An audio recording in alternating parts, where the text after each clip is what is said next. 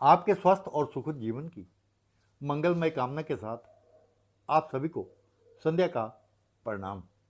आज की मेरी कहानी का शीर्षक है गुरु नानक देव जी और काबा की।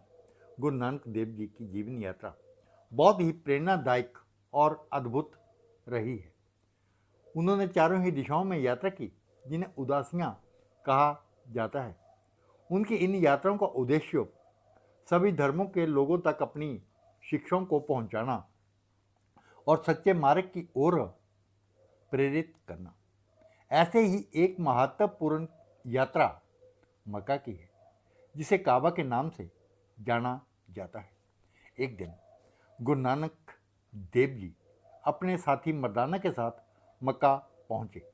मक्का उस समय इस्लाम धर्म का सबसे बड़ा पवित्र स्थान माना जाता था। जब गुरु नानक देव जी मक्का पहुंचे तो वो बहुत ही थक चुके थे और आराम करने के लिए काबा की दिशा में ही पैर करके लेट गए।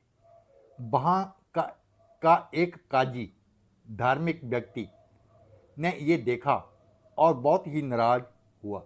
उसने गुरु नानक देव जी से कहा, ये काबा है, यहाँ पर तुम अपने पैरों को कैसे कर सकते हैं? काबा उस स्थान की पवित्रता का प्रतीक है।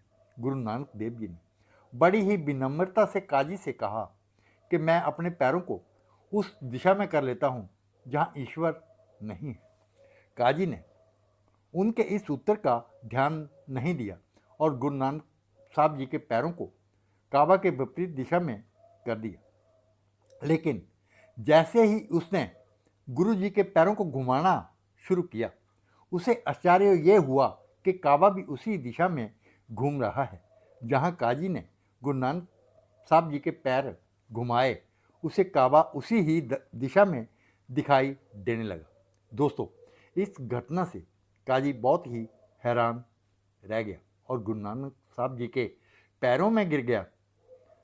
तब गुरु जी ने उसे समझाया कि ईश्वर हर दिशा में है, हर स्थान में है, पत्ते पत्ते में है और ईश्वर कोने कोने में है।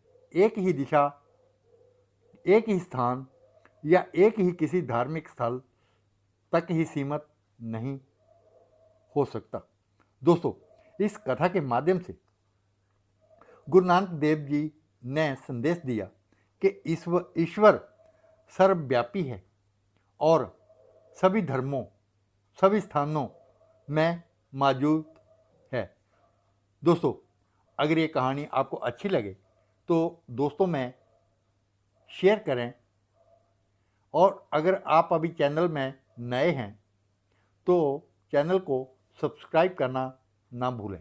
ऐसे ही एक प्रेरणादायक कहानी या शिक्षा लेकर कल आपसे फिर मिलूँगा। तब तक जय गुरु नानक देव जी महाराज। धन्यवाद दोस्तों। शुभ रात्रि।